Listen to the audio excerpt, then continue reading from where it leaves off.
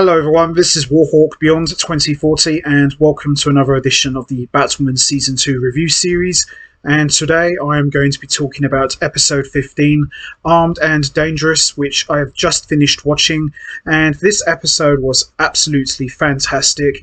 And most of this episode centered around Luke Fox, and it was a change, but a good change nonetheless. And this episode pretty much picked up where we left off at the end of episode 14, where we saw Luke Fox was shot by one of the members of the Crows in the middle of the street, and his life was hanging in the balance, and that was pretty much how we left episode 14, on a massive cliffhanger. And it was really good, and we got to see Luke Fox's subconscious. We saw his dad, Lucius Fox, although we didn't really see his face, we just saw like the back of him. And we were treated to a cameo from Bruce Wayne. You know, that was quite interesting. And also, throughout most of this episode, Mary is trying to put together an antidote for the Desert Rose to save Luke Fox's life, while Sophie and Ryan are on a mission to try and clear Luke Fox's name because he was accused of holding a gun, and they get hold of some footage that looked like it was fabricated. So everybody had something to do, and it was a lot of fun. I really enjoyed this episode a lot, and I'm guessing by the way everything was all centered around Luke Fox, I've got this feeling that we could actually see the start of Luke Fox actually donning the suit and becoming Batwing, because anybody who reads the comic books, or especially the recent ones anyway, and has seen Batman Bad Blood animated movie, everybody knows that at some point down the line, Luke Fox will eventually become Batwing. So I'm looking forward to seeing that. If and when that does happen, maybe not in Season 2, maybe we might see it in Season 3, but time will tell, really. But I'm really looking forward to seeing how everything is going to play out. So with that all said, let's get right into it. Let's talk about episode 15, Armed and Dangerous. So we see the EMTs take Luke from the scene of the shooting and straight to the hospital. Meanwhile, we see Jacob and other members of the Crows interrogate Tara Roth, who was the one who fired the gun, about the shooting, and he inserts that he saw a gun in Luke's hand. As he is rushed into surgery, Luke hallucinates that he's inside Wayne Enterprises and reunited with his dad, Lucius Fox. Luke calls out to Lucius but gets no response, and is met instead by Bruce Wayne. Bruce tells him to try and pull through and survive the coma. Luke asks Bruce why he left so suddenly, and wonders why he should bother fighting to stay alive if inequalities of the world aren't being able to fix. And Bruce says to Luke that it's up to you what your decision is, but if you want to stay here, you'll be dead, but if you want to live, you can go back to with the rest of your friends. So that was quite a touching scene as well. We see Mary updates Ryan on what's happened with Luke and reveals that he's in a coma. Mary suggests that they use part of Ryan's Desert Rose on Luke to save his life. Ryan uses the Batmobile to track down the guy who was at Luke's shooting, who reveals to her that the Crows caused it. Word of the shooting is made public and becomes a citywide controversy. Ryan figures out that Tara Roth was the one who shot Luke and vows to get revenge for him. Batwoman targets Tara Roth in an alley, and he argues that Luke wasn't innocent and has one of the Crows hit her with a car. Ouch. Back in the Batcave, Ryan calls Sophie for help in tracking down the corrupt Crows. Mary tries to get into Luke's hospital room, but the Crows block her from getting in. The Crows then release body camera footage from the shooting, which is altered into looking like Luke was actually holding a gun, but in reality he was really holding his cell phone. Sophie tells Ryan how she can pull the metadata from the original footage and prove that Luke is innocent. Ryan then blames herself for Luke getting shot because she called out his privilege when they were in jail before. Sophie goes to Jacob and confronts him about the Crows doctoring the footage. She then finds a way to pull the metadata, which requires Batwoman to sneak into their server room. Meanwhile, Mary distracts the Crows at the hospital while Wolf Spider sneaks alongside the building and administers the Desert Rose to Luke. Jacob confronts Tara Roth about the excessive use of force and attempts to demote him. Instead, Tara Roth pistol whips Jacob and knocking him unconscious. Batwoman tracks down the computer with Tara Roth's metadata but isn't able to track down the correct files. Just then, Sophie sees footage of Tara Roth and the Crows kidnapping Jacob, and Ryan reluctantly agrees to go and save him.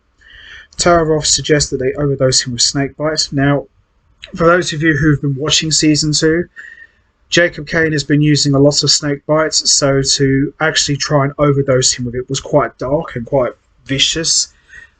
But Batwoman intervenes and fights them, freeing Jacob. Batwoman tells Jacob how Tararoth was going to frame Luke and tells him to do something about it.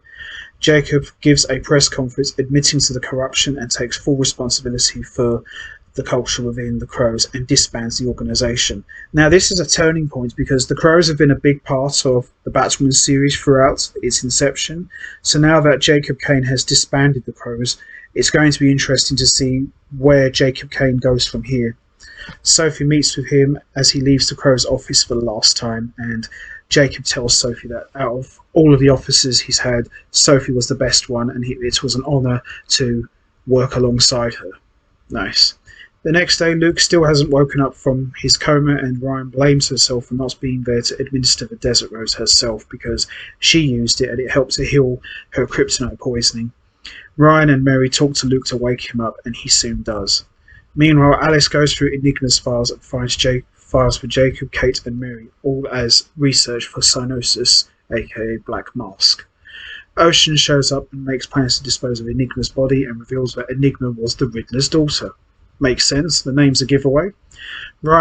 Alice wonders why Cyanosis is so interested in the Kane family, but Ocean tells her to move on from it, and she decides to move on from him as well. Interesting. Seems like Alice is starting to slowly become good. Obviously, in her own twisted way, she still has her own agenda, but it's interesting to see how she's now on the mission to save Kate. So it's going to be interesting to see how her story arc will play out. Alice makes her way to Wayne Enterprises and meets with Mary, asking if she's ever met Serkay.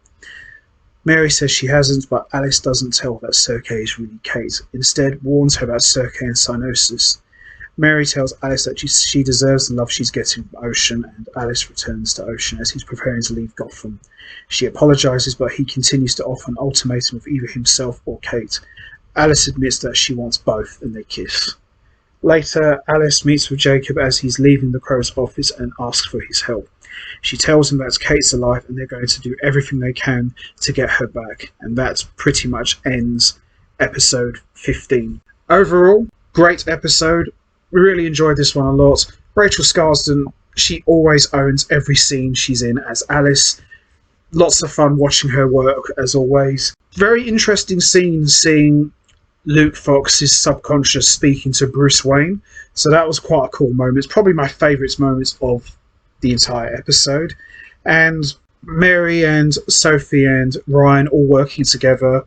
You know, it's starting to look like a real Bat team to me now, even though half of the others are not wearing costumes. But this was a really good episode and lots of great action and a good story. And as I mentioned already, a great continuation of the last episode. So that's going to be it from me. I'm going to wrap up this review now. What did you think of episode 15? Did you enjoy it? What was your thoughts on Luke's subconscious speaking to Bruce Wayne? Do you think this might spur Luke to actually make a decision? Or do you think there might be a twist in this? And also, what about Alice and Jacob working together to try and stop Kate and save her? How do you think that's going to play out? And also, now that the Crows have disbanded, where does Jacob Kane go from here? And also, where does Sophie go from here? Does she actually become an official part of the Bat team? Or do you think she might go solo and do her own thing? You know what to do, guys. Hit the like button, hit the subscribe button, leave your thoughts and comments down below. And I will see all of you next time for another edition of the Batwoman Season 2 review series, where I am going to be talking about episode 16, which I am very much looking forward to talking about and seeing, especially with the way this episode ended.